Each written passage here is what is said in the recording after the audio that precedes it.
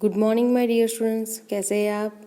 आज मैं स्टैंडर्ड 6 में चैप्टर नंबर 4 पुस्तक हमारी मित्र यह पत्र है। वह मैंने अगले वीडियो लेक्चर में आपको यह चैप्टर समझाया था। पुस्तकों का महत्व के बारे में यह चैप्टर है। तो आज हम इसका जो अभ्यास है उसे हम समझेंगे। हमारा पहला प्रश्न है, अगर आप किसी को चिट्ठी लिख रहे हैं तो पता किस क्रम में लिखेंगे। कि अगर आप किसी को चिट्ठी यानी कि पत्र लिख रहे हैं तो पता किस क्रम में लिखेंगे। तो घर का नंबर, फिर गली मोहल्ले का नाम, फिर गांव कस्बे शहर का नाम, फिर खंड का नाम यानी कि जिला, फिर राज्य का नाम और पिन कोड नंबर। ये इतना ज़रूरी है। जब आप किसी को पत्र लिखते हैं तो इतना ज़रूरी है कि घर का नंबर होना चाहिए, गली मोहल्ला या सोसाइटी का नाम होना चाहिए, फिर यहाँ गांव कस्बे शहर का नाम होना चाहिए, खंड का यानी कि ज़िले का नाम होना चाहिए, राज्य का नाम होना चाहिए और पिन कोड होना ही चाहिए। पिन कोड जो है वहाँ उसके कितने नंबरों में होना चाहिए, तो 6 नंबरों में यहाँ पे दिया है। देखो 384265 कितने हुए, 6 नंबर होते हैं। दूसरा हमारा प्रश्न जो है उसे हम समझते हैं। प्रश्न नंबर 2, प्रारूप के आधार पर मित्र को जन्मदिन बधाई के संदर्भ में पत्र लिखिए। कि मित्र का जन्मदिन है तो जन्मदिन की बधाई के संदर्भ में आपके मित्र को पत्र लिखना है। तो यहाँ पे सबसे पहले एड्रेस दिया गया है कि 35 Indradhanush Ankur society, Maninagar Ahmedabad. Pin number यानी कि पिन कोड नंबर 380009। दिनांक है 30 अक्टूबर 2020। यहाँ पर प्रिय सुधांशु नमस्ते, प्रिय सुधांशु नमस्ते। आज अचानक कैलेंडर पर ध्यान गया तो याद आया कि 28 दिसंबर को तुम्हारी 12वीं सालगिरह है। इस पत्र द्वारा मैं तुम्हें बधाई भेज रहा हूँ।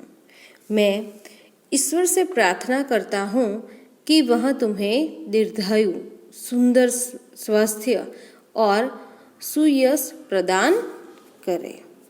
यहाँ सब कुशल है। आशा है आप सब भी कुशल होंगे। परिवार में बड़ों को प्रणाम, छोटी माधवी को बहुत बहुत प्यार। तुम्हारा मित्र रत्नाकर, तुम्हारा मित्र रत्नाकर। यहाँ पर सुधांशु जो है तो उसको पत्र लिखा है। किसने?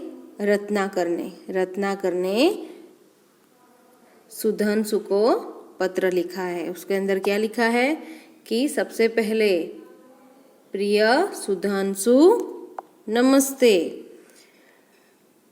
वह अचानक कैलेंडर देखता है, तब उसको उसके मित्र की जो जन्मदिन है वह उसको अचानक याद आता है।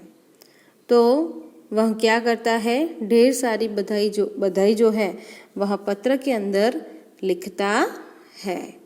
फिर वह क्या कहता है कि मैं ईश्वर से प्रार्थना करता हूँ कि वह तुम्हें दीर्घायु, सुंदर, स्वास्थ्य और सुयश प्रदान करे। फिर बाद में क्या लिखा है?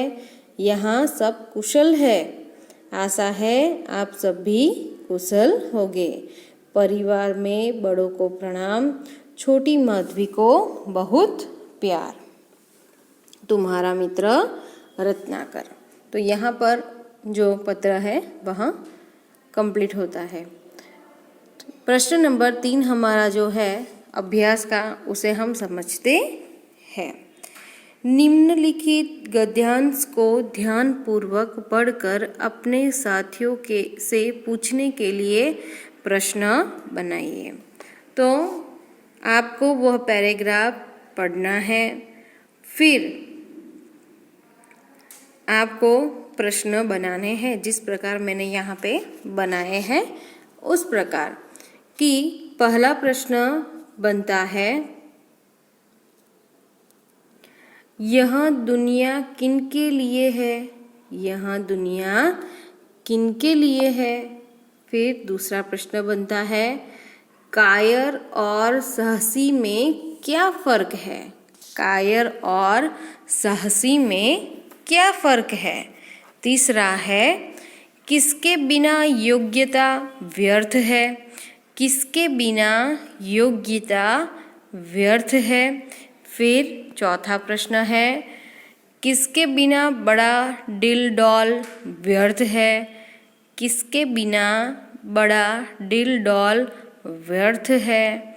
फिर पांचवा प्रश्न है, दुनिया का इतिहास किनकी कहानियों से भरा पड़ा है? दुनिया का इतिहास किनकी कहानियों से भरा पड़ा है? तो यहाँ पर हमारा जो अभ्यास है वह कंप्लीट होता है।